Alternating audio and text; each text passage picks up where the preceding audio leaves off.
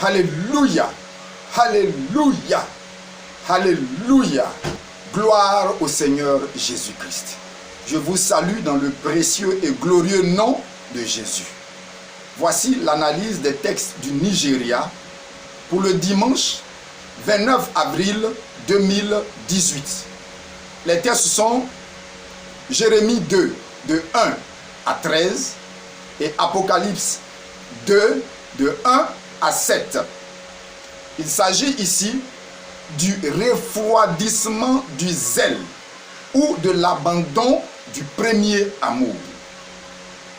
Dans un premier temps, je vais vous parler de quoi se plaint le Seigneur et quelle est la cause du refroidissement du zèle de ses enfants. Et troisièmement, comment revenir à leur premier amour. Allons-y tout de suite. C'est clair et sans embâche. Le Seigneur se plaint de ses enfants. Il fustige le refroidissement de leur zèle. Il se plaint de leur perte de vitesse, de la baisse de régime dans les œuvres de ses enfants. Première lecture, verset 2 et verset 3. Écoutons ensemble. Va. Écris aux oreilles de Jérusalem. Crie aux oreilles de Jérusalem. Ainsi parle l'Éternel. Ainsi parle l'Éternel. Je me souviens de ton amour. Je me souviens de ton amour. Lorsque tu étais jeune. Lorsque tu étais jeune. De ton affection. De ton affection. Lorsque tu étais fiancé. Lorsque tu étais fiancé. Quand tu me suivais au désert. Verset 3. Israël était consacré. Israël en ce temps-là était consacré à l'Éternel. Merci. Fougueux, travailleurs. 5 heures du matin, ils sont debout en prière. Quand il s'agit de prier pour les frères, de faire les cérémonies, de faire les prières, de faire les jeûnes, d'être présents au culte, d'être présents aux réunions, ils ont de la fougue, ils avaient de la verve, ils se donnaient dans le travail, ils se limitaient pas au sommeil, ils se levaient pour faire ce qu'ils devaient faire. Ils étaient consacrés à l'œuvre. Deuxième texte, verset 4, Apocalypse 2, verset 4. Il dit, mais ce que j'ai contre toi, c'est que tu as abandonné ton premier amour. C'est le Seigneur qui le dit, tu as abandonné ton premier amour. Voici, le Seigneur fustige le zèle perdu de ses enfants. Cette manière de faire a disparu. Les deux textes vont nous donner maintenant chacun les raisons de cet état de fait.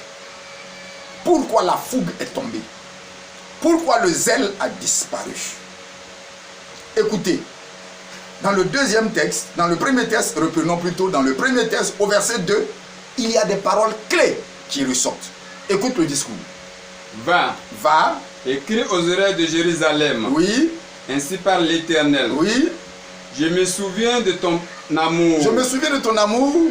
Lorsque tu étais jeune. Retiens ce mot. Lorsque tu étais jeune. Jeune. Souligne bien le mot jeune. Continue. De ton affection. De ton affection. Lorsque tu étais fiancé. Lorsque tu étais encore fiancé. Souligne bien le mot fiancé. Prends le deuxième texte. Au verset 5. Apocalypse 2, verset 5. Le Seigneur dit. Souviens-toi donc. Souviens-toi donc. D'où tu es tombé. D'où tu es tombé. Écoute-moi bien. D'où tu es tombé. D apostrophe O-U accent grave. Ici, on ne parle pas du lieu. Le Seigneur ne dit pas souviens-toi où tu es tombé. Il dit d'où. Ici, il y a idée de provenance. En d'autres termes, souviens-toi où je t'ai ramassé. Tu étais dans la poussière. C'est là-bas que je t'ai ramassé et je t'ai envoyé à ce niveau. Maintenant, cherchons les raisons qui ont refroidi le zèle des enfants de Dieu. Premièrement, laissons le mot jeune. Nous allons y revenir tout à l'heure. Prenons le mot fiancé. Quand tu étais fiancé, tu attendais toujours ton mari. Tu t'habillais bien, tu te lavais, tu te parfumais, tu préparais de bons repas pour lui et tu attendais sa venue pour qu'ensemble vous les partagiez. Maintenant, tu n'es plus fiancé. Si le Seigneur parle, c'est que tu n'es plus fiancé. Tu es quoi maintenant? Marié. Tu es marié. Non, maintenant que tu es marié, tu ne fais plus les choses avec amour. Tu ne le fais plus avec zèle. Tu as déjà eu le monsieur pour toi. Non, pourquoi te fatiguer encore? Tu prépares par principe. Tu prépares ce que tu veux. Tu prépares n'importe quoi. Voilà ce que le Seigneur veut dire. Souviens-toi d'où tu étais tombé. Tu étais dans la poussière. Oh, il dit, de la poussière, je retire l'indigent pour le faire asseoir à la table des grands. Maintenant, tu es à la table, tu n'es plus dans la poussière. Regarde comment tu te comportes maintenant. Voilà ce que le Seigneur est en train de nous dire en substance. Voilà pourquoi notre zèle a baissé. Voilà les deux raisons. Maintenant, je vais vous dire le pourquoi de ces raisons. Regardons. Dans le premier texte, j'ai dit de laisser le mot jeûne. Quand nous prenons le mot jeûne, nous voyons dans Matthieu 13, verset 5 et verset 6. Vous allez comprendre pourquoi je parle, j'ai mis jeûne en réserve. Matthieu 13, verset 5 et le verset 6. Oui. Une autre partie. Il s'agit des 4 terres qui ont reçu la parole de Dieu. Une des parties de la semence est tombée où? Tomba dans les endroits pierreux. Elle est tombée dans des endroits pierreux. Où elle n'avait pas beaucoup de terre. Il n'y avait pas beaucoup de terre. Elle leva aussitôt. Elle leva aussitôt. Voilà comment on fait qu'on arrive à l'église. Quand on arrive premièrement, on a la fougue, on travaille, on nous voit ici, on nous voit ici, on est présent ici, on est présent ici. Elle leva aussitôt. Oui. Parce qu'elle ne trouva pas un sol profond. Continue, verset 6. Mais quand le soleil parut, quand l'adversité commence à venir, elle fut brûlée. Quand on commence à te calomnier, quand on commence à dire des faussetés de toi, quand on commence à t'accuser, quand on commence à te vilipender, c'est ça le soleil qui commence à brûler. Qu'est-ce qui se passe? Et sécha. Et c'est la plante a commencé à sécher. Va au verset 20 pour voir la vraie signification. Verset 20, verset 21.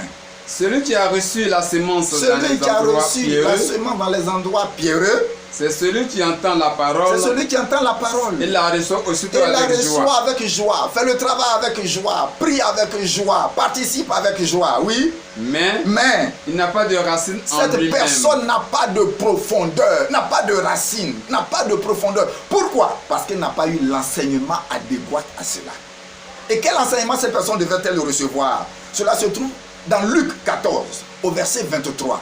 Écoute, quand tu viens quelque part, quand tu arrives nouvellement dans une paroisse, quand tu te déplaces, tu t'en vas dans une ville, en tant que personne, en tant que dévancier, en tant qu'évangéliste, quand tu arrives, regarde d'abord la situation et l'environnement spirituel.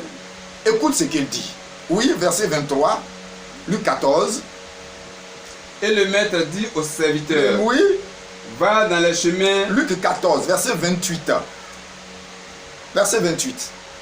Car lequel de vous, s'il veut bâtir une tour, tu entends bien, une tour, là où on s'élève, c'est idée d'élévation. S'il veut bâtir une tour, qu'est-ce qu'il fait? Ne s'assied d'abord pour calculer la dépense et voir s'il peut terminer la tour qu'il veut bâtir. Voilà comment un homme prudent, un enfant prudent de Dieu agit.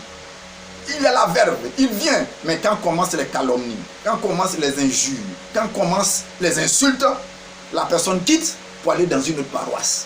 Alors nous devenons des nomades de paroisse parce qu'ici on m'a mal parlé, parce qu'ici on m'a dit ça, je quitte ici, je m'en vais là-bas. Non, un enfant de Dieu reste, il endure parce que c'est maintenant qu'il est en train de former ses racines pour pouvoir s'élever de manière positive demain.